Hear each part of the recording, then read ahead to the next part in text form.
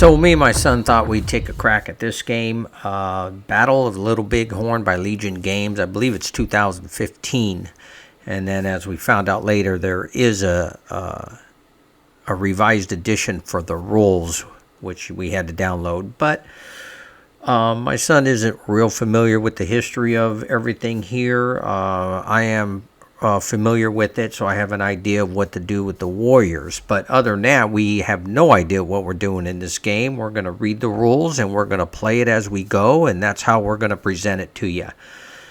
So let's take a look and we can discuss things as we play.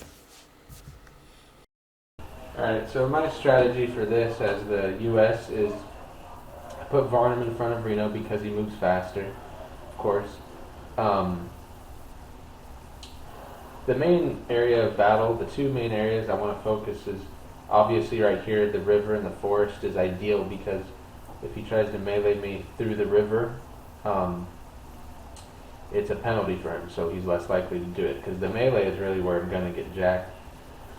So I'm going to move up with Reno and Varnum on this side of the river, probably in the forest around the river again to negate the melee penalty.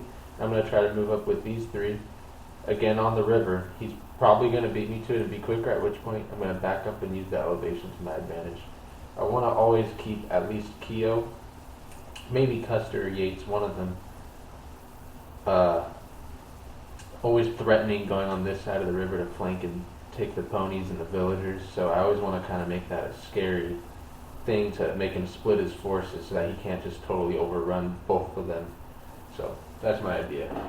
Okay, so as the game works, the scout entered the first circle camp. That means on the next movement phase it says these will all be able to move this one camp, and it's identified in the rule book under one circle, they call it. The other camps, who each have a circle according to the order of deployment, they will get half movement. And then I get to try to get the pony herds gathered. So I roll the die, you get to roll a die every turn. Well, I only gathered one. So there's one ready to be mounted. It's the end of the US third turn.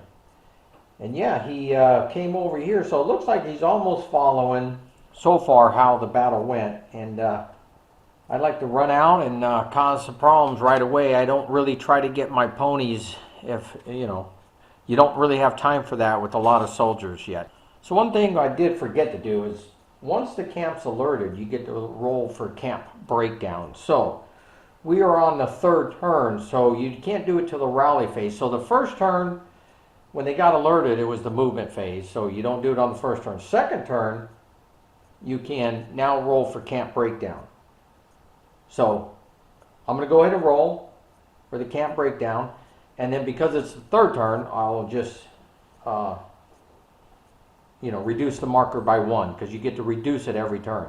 And what really stinks is you have to add the leadership value of the leader to your die roll. So higher the number is not good because it takes longer to break down a camp. And they do that because all the warriors really just couldn't scatter on their own if they were with some Sioux, chief or leader. They had to wait for the chief, and Crazy Horse took forever to get out of his camp, and they're all just standing around waiting for him. And for that matter, in the 1.4 rules version, you have to roll for Crazy Horse, and that number is how many turns he will not be allowed to move.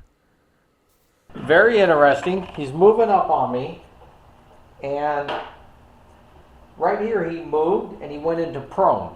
Cost him an extra move. The whole stack went into prone, and he has horse holders with the units there. Now, horse holders with the 1.4 version, basically, if they're holding horses, then they're not allowed to do anything, but they can always defend in melee.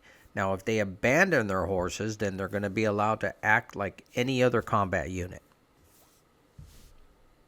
Okay, so now this was in this one turn. He chose not to do offensive fire, so he moves full movement, and he moved in position. He's kind of went into this wooded area, packed area here, and he took some shots in his advanced fire phase, and disrupted this guy and retreated him. So this Indian group ran. Now, you get fired markers because you can only fire once during your phase unless it's an opportunity fire comes up. Well, we're not worried about that because it hasn't come up. This group, he went into this position, then he went into the prone position because he was afraid I'm going to be rushing over this river area or it seems to me, and the fords and start coming out. So he put this group here. So I took defensive fire on him, and I actually hit 2 strength points. I reduced him by 2, so I rolled a couple good rolls. Then, that was defensive fire, and then you get advanced fire. So in his advanced fire phase, he starts shooting on me, and this group right here became low ammo. So low ammo really starts hurting you on more shooting and melee, and so now this guy is going to have to try to get back.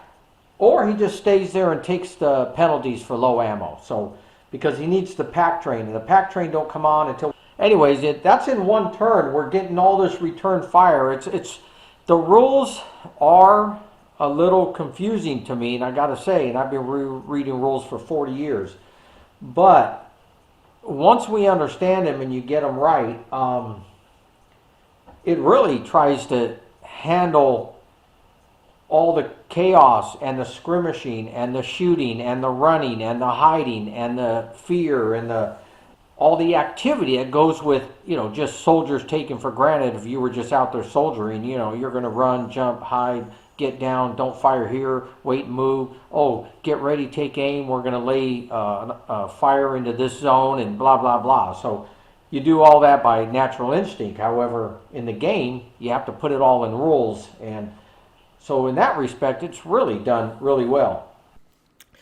And what I realizing in the rules is he will cover certain aspects of rules in a certain section that you might not remember it's there. And even if it pertains to another section of the rules, it's almost like it doesn't get brought up again.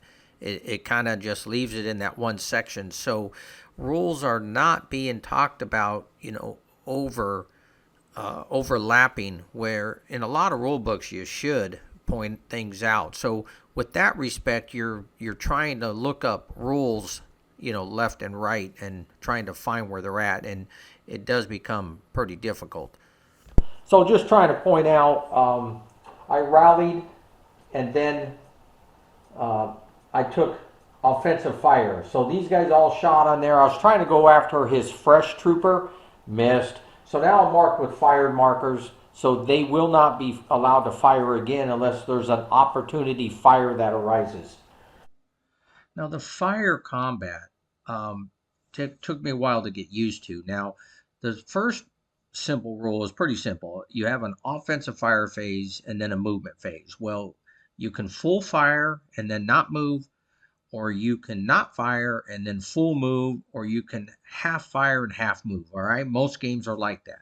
Now, after you do your fire, your offensive fire, and your movement, you get, if you fire it at all, whether it's half or full, you're marked with a fired marker, and then that tells you if the units are able to move or not. Then the next thing happens is a defensive fire phase. The opponent gets to fire. Then you move into an advanced fire phase. Well, if you fired your units at all, whether if they're marked with fired or half, you can't advanced fire. So keep that straight. But there is something called an opportunity fire. So therefore, if you shot at somebody and he had to retreat from a zone of control hex, you can opportunity fire on him. Now that just means you're sort of laying down some quick sporadic or attritional type fire because the opponent is running from you and you're just laying down a quick fire. So you're halved, but it's still opportunity fire. So you would actually get another shot if you could. Now, if it's the opponent's turn and he moves out of your zone of control, you would get an opportunity fire, and you also can take your defensive fire. So just keep that in mind.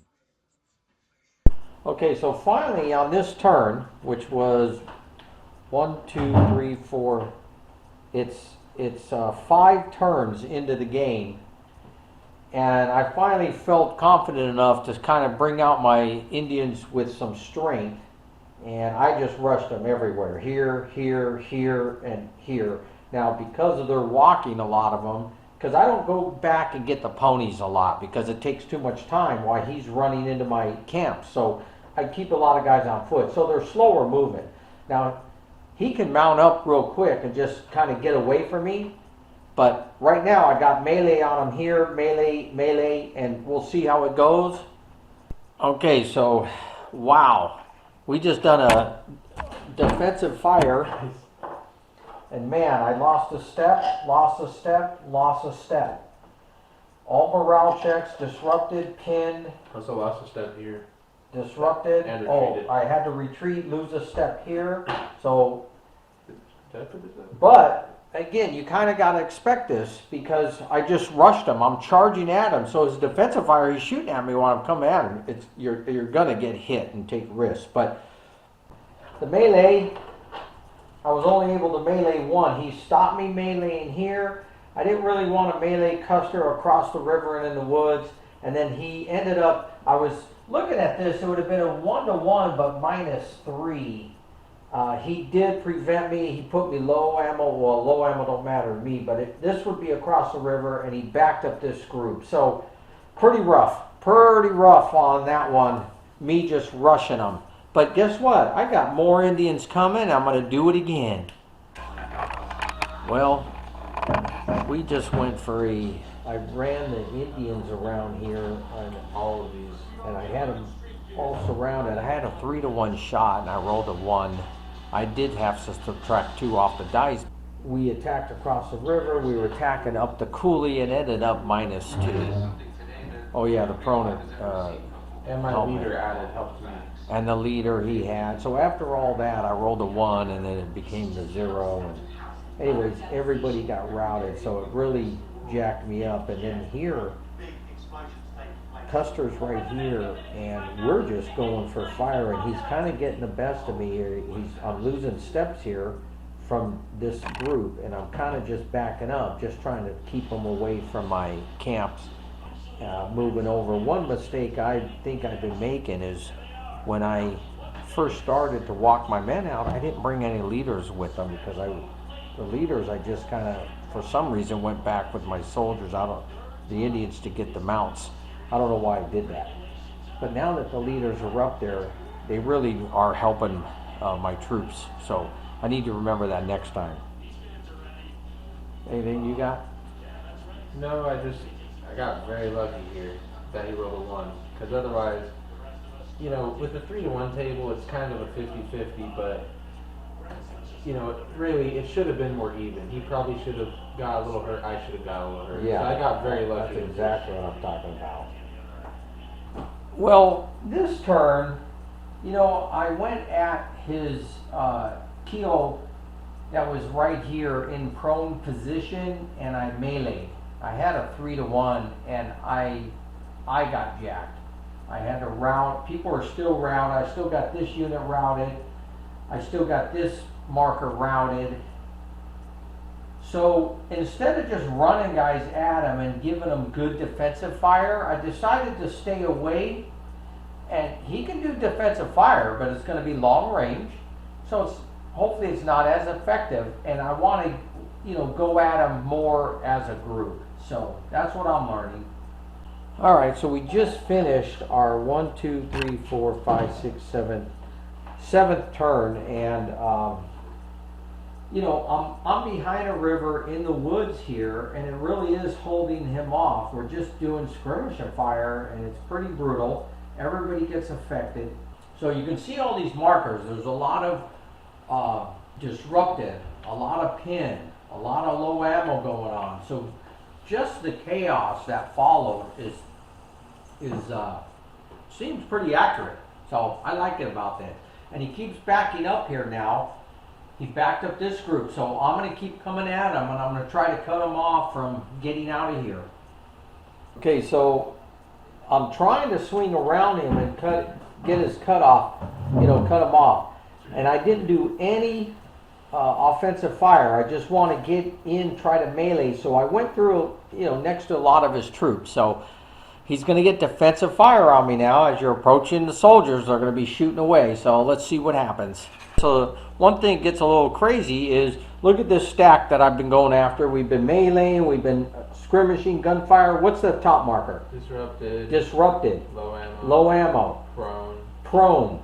And he's got minus. Then the guy, and he's -2. So there's 4 markers there just to indicate what one unit is. But how is she going to do it? Because this is what's happening in this type of musket, Henry rifle, clubs, knives type of fighting's going on. Is that guy is fighting for his life. Wow, what a battle here. So last turn, I did eliminate a company here on melee. Melee, okay, the Indians are really doing good in melee, as long as I roll good. I mean, I've rolled 2 ones twice, but I was trying to get around him to keep him from running in a certain direction. But on this one, he decided to retreat before melee, and I got an opportunity fire on him, and he lost 1 more step on that. But he's just crowding up. Maybe we're going to crowd him in a hill there. Reno's actually kind of a hero in this one. He fought a huge fight over here towards the beginning of the game, took a lot of casualties, and he got a little panicked, ran into the woods, like the real fight. But then, unlike real life, he got himself together, and now he's going back to the front line again over here. So that's going to wrap it up for our first scenario here. Now, I do have 2 more coming. So this was learning the game, learning everything. And believe me, we were looking up rules a lot. This game took a while because of the rules. So, but we found it to be very intense. And the casualties come very slowly, just like at the real fight. Their men were dropping here and there. It wasn't like some Civil War huge battle. And then the markers do get pretty, stacked on there, and quite a bit. But you really have to define what the soldiers are doing. They can mount, dismount, horse holders, abandoned horses, pony holders, prone. You're disrupted, pinned, routed. Leaders are there. I mean, there's quite a bit that can be happening. So you do need the markers, which lets you know what each company or each band is doing. So I think it's very necessary. And then the way they move the villagers in the camps, I think is great. Me and my son really enjoyed this. We thought it was very intense. We thought the rules were difficult to understand and get used to, but we are getting used to them. And as far as any little tactics on the board went, he really liked staying in the woods and the river, and it was really hard to dislodge him out of there. And I think what I'm learning as a warrior is not to rush him in the woods, but just lay down attrition fire and just kind of go for a firefight back and forth until you can start weakening him a little bit or disrupting him or something that'll give you an advantage instead of just going right at him. I was a little too aggressive going right at him, but uh, he did not separate all his forces either, like Custer really did. Custer didn't go swing way around to the north side there. He stayed, adjacent to Reno pretty much. So his whole regiment is supporting each other. So that helped him. But you can see I am slowly swarming him and pushing him back. He's probably going to get overtaken, but like I said, we were learning the rules and did make mistakes. So we really enjoy it, and we're going to fight another scenario, and I'll bring that one to you.